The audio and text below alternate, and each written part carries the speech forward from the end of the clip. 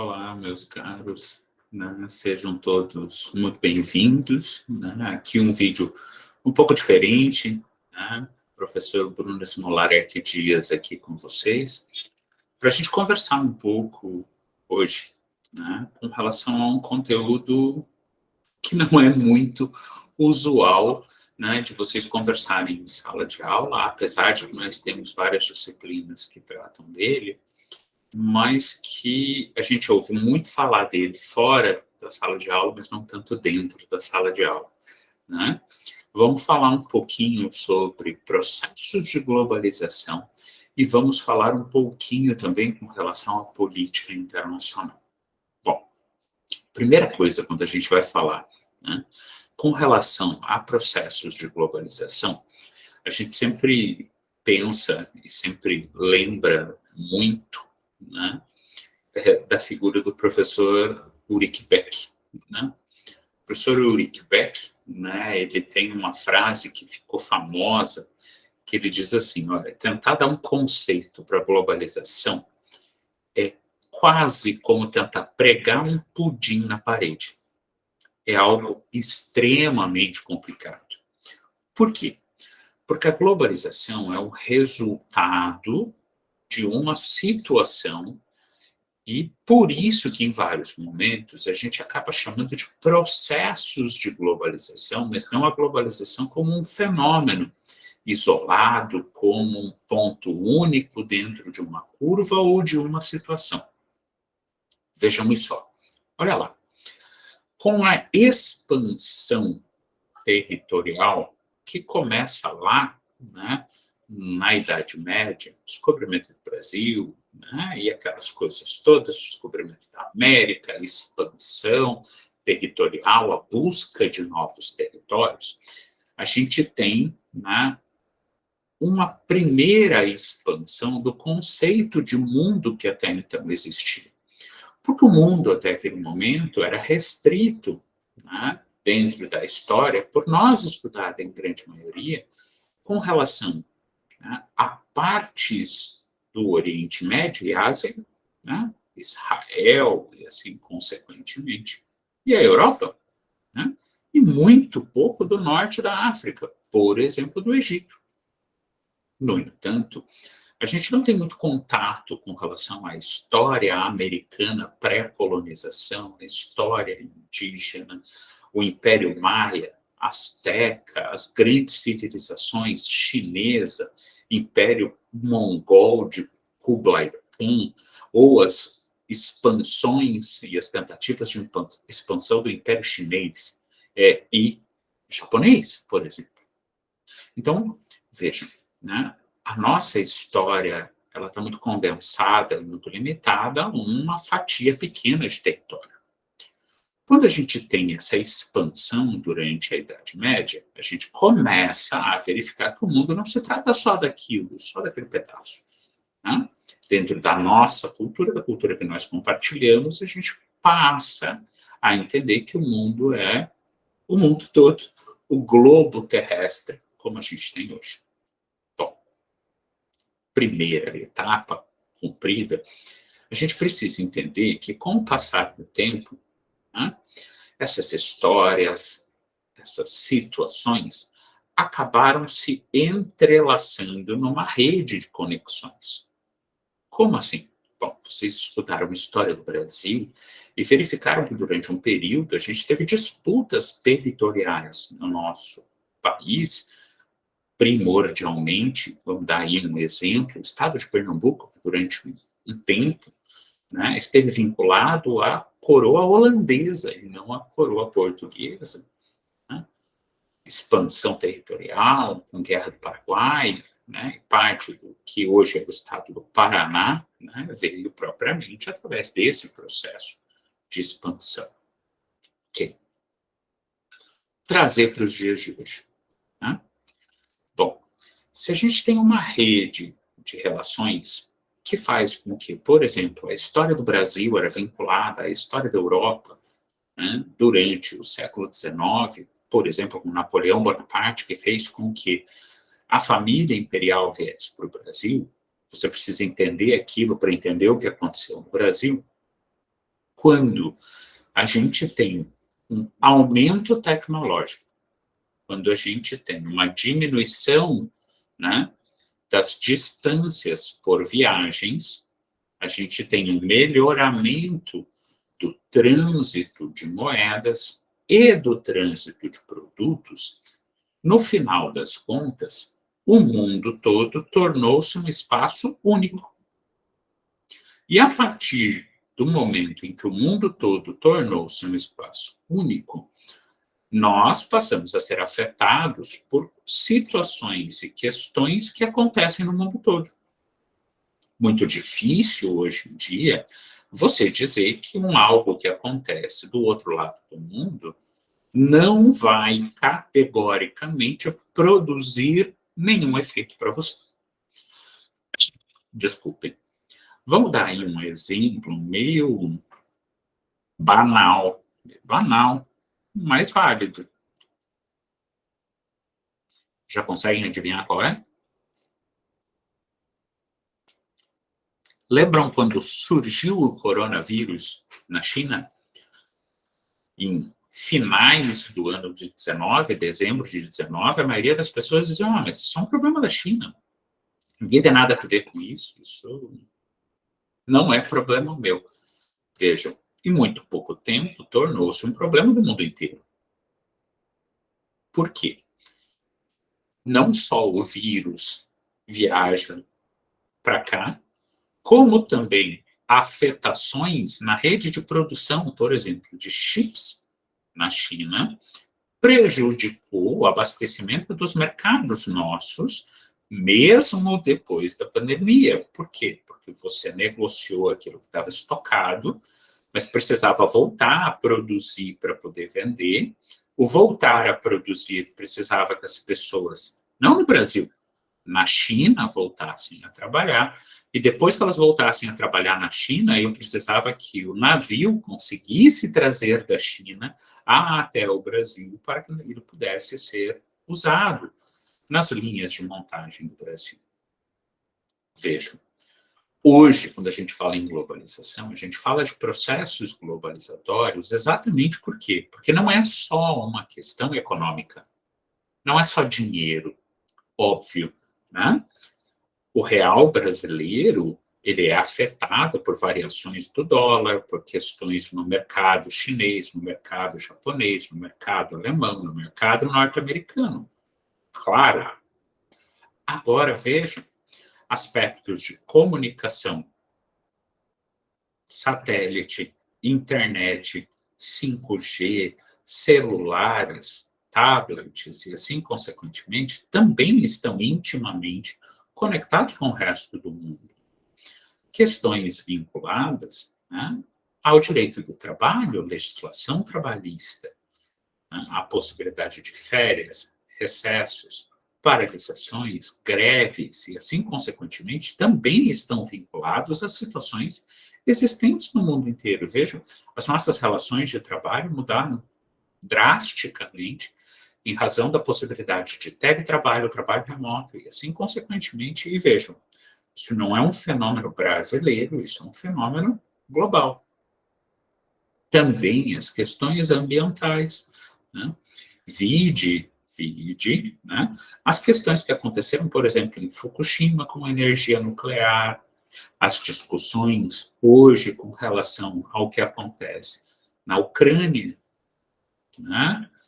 E, né, também, né, Bielorrússia, com relação às usinas nucleares, a volta da França a fazer o uso massivo de energia nuclear, a rediscussão na Alemanha com relação à adoção, né, de energia nuclear, face à problemática do gás russo.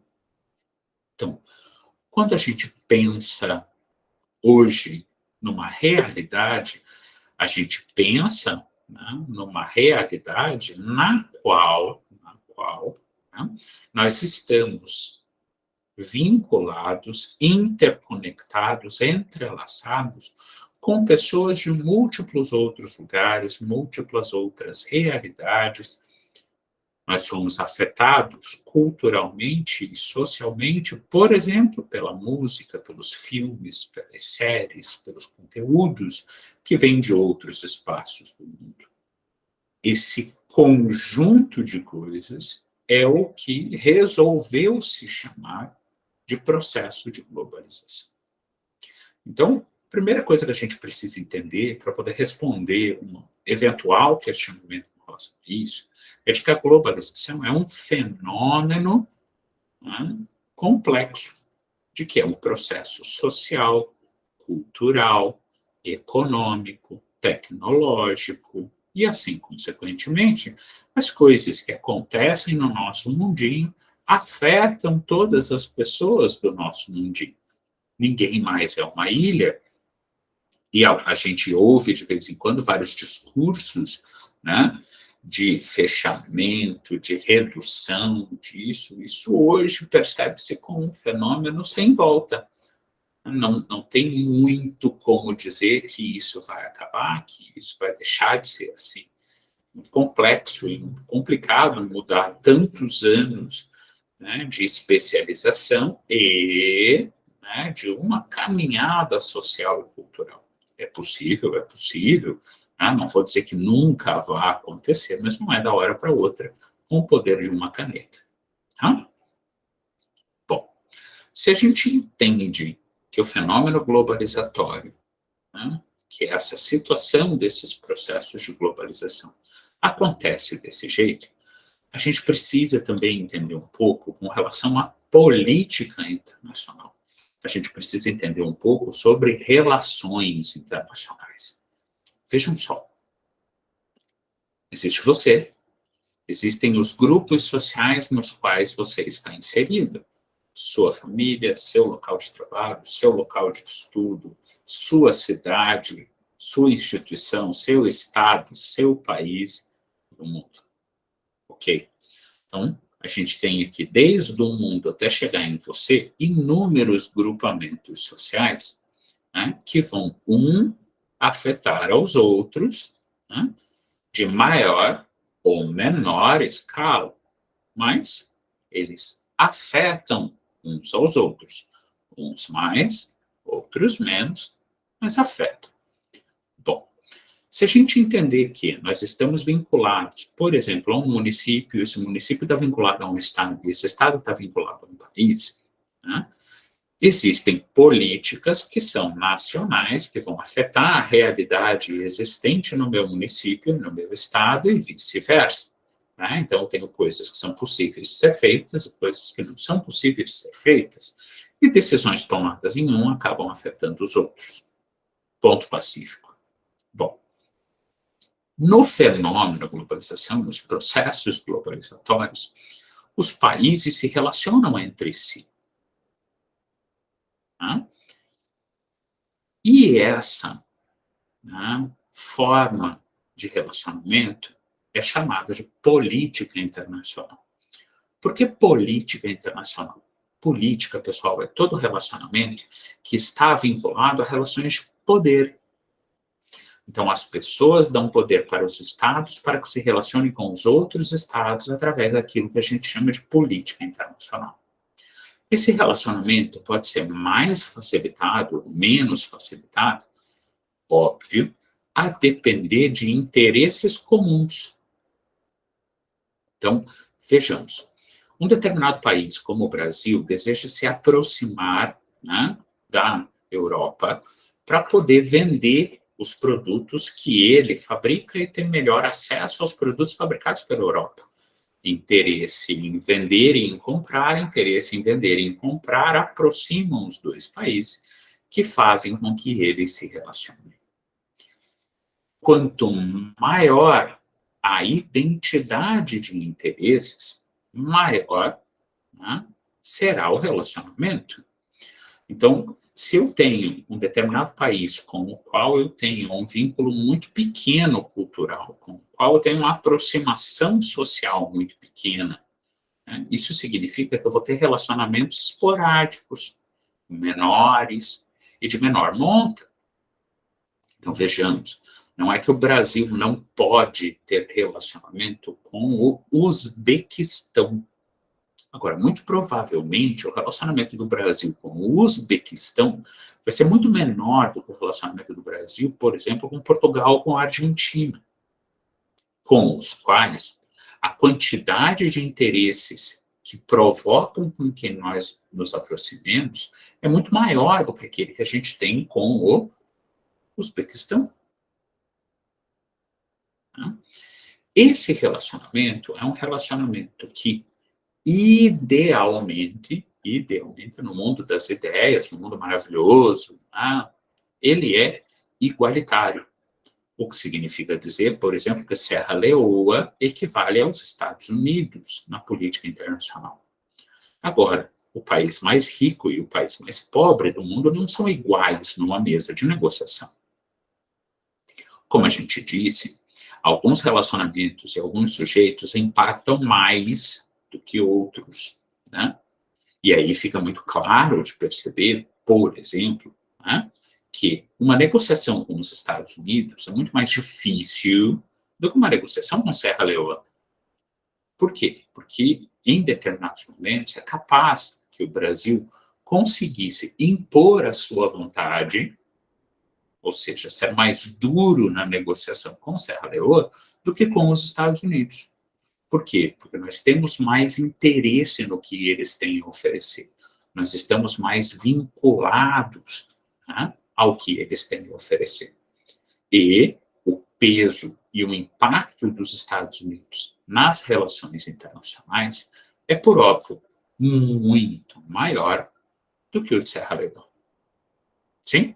Então, por mais que, idealmente, no mundo das ideias, os países sejam iguais, eles não são iguais em realidade. E isso impacta muito a política internacional dos países. E vocês podem ver, e isso é perfeitamente válido, e vocês podem verificar isso nos noticiários, os países se aproximam em razão de ideologias estabelecidas com relação à economia, com relação ao papel do Estado, investimentos, o que se pretende, né, para o futuro, né, daquela determinada sociedade. Por isso que vocês veem, né, em determinados momentos, alguns países se aproximarem mais de uns e menos de outros, e que, em caso de uma mudança, uma viragem, né, ideológica, por exemplo, numa troca de governo, os países se afastam de uns e se aproximam de outros. Como eu disse para vocês, isso depende muito dos interesses existentes naquele determinado momento. Um dos autores que trabalhou isso muito bem, né, foi o Carl Schmitt. Ele tem um livrinho chamado O Conceito do Político. Se alguém tiver interesse em analisar, né, e dar uma lidinha, não é um livro muito comprido, e ele vai elucidar isso para vocês de uma maneira bastante clara e muito didática, né? Veja, eu tenho interesse em algo, isso faz com que eu me aproxime daquela determinada situação. A partir do momento em que eu deixo de ter interesse naquela determinada coisa, eu pivoto, ou seja, troco, né, e me aproximo de outra situação. É o que a gente vê acontecer em muitos dos países, por exemplo, em época de eleição. Vamos dar aí um exemplo da França, há algum tempo atrás, de umas políticas mais voltadas ao isolacionismo francês ou à participação mais efetiva na União Europeia. Percebem? Muito bem. Vejam, esse tipo de conteúdo, nesse ano, né, é muito provável, né, que existam questionamentos vinculados, né, a posicionamentos vinculados ao conflito na Ucrânia, e que pode ser objeto de questionamento para vocês. Espero que tenham gostado, pessoal. Qualquer coisa, qualquer dúvida, né, mandem mensagens, nos procurem nas redes sociais, aconselho a leitura de alguns livros, né, nós temos inúmeros ótimos livros com relação à política internacional e também aos processos globalizatórios. Né? Perfeito? Grande abraço a todos, espero que tenham gostado, né, e nos vemos na próxima. Tchau, tchau.